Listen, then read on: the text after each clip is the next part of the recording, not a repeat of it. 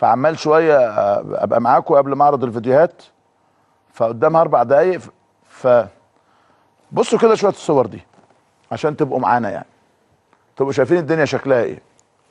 ادي احنا بنعرض الصور اهي بقى، واضحه واضحه خالص من قلب الملعب،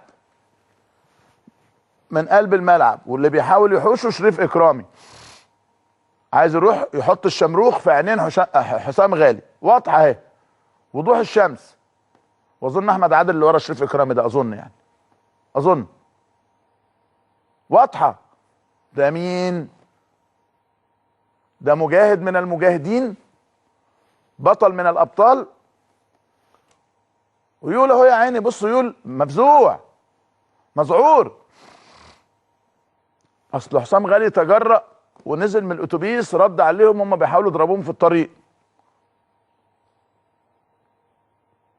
ده شريف اكرامي وده احمد عادل. ده مين وده مين؟ عماد متعب بيحاول.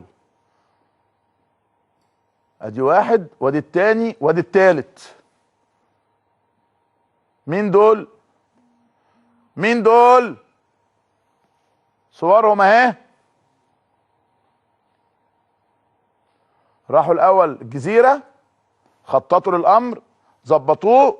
الشمروخ المولع ده لو في بطن عماد متعب ولا في بطنه ولا في وشه حسام غالي ولا في اي جزء من جسمه، ايه اللي هيحصل؟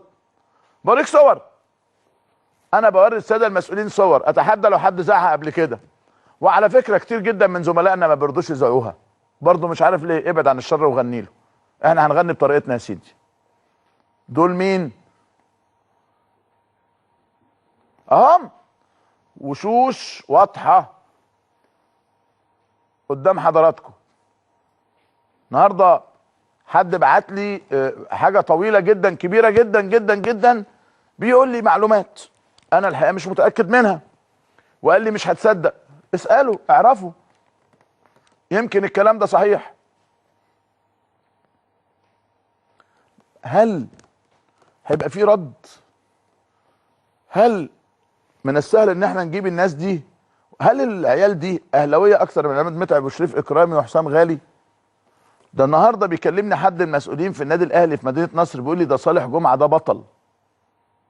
قال لي تحمل ما لا يتحمله بشر من شتائم وسباب وقصف وسب وهتك اعراض لا يمكن لبني ادم ان يتحملها. تاني زي ما قلت لكم امبارح، ملعون ابو الكوره اللي توصلني المرحله دي. انت مين يا ابني؟ انت مين؟ مين ده؟ مين الواد ده؟ ايه الاماره؟ حد يقول لي ايه الاماره؟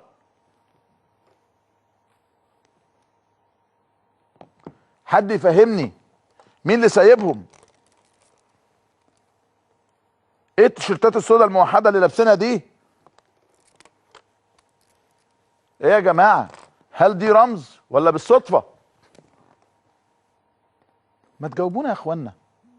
طب انا جبت لك الاسماء، جبت لك الاشكال، وهجيب لك الفيديوهات، وهجيب لك السب والقذف دلوقتي. هل ده ينفع؟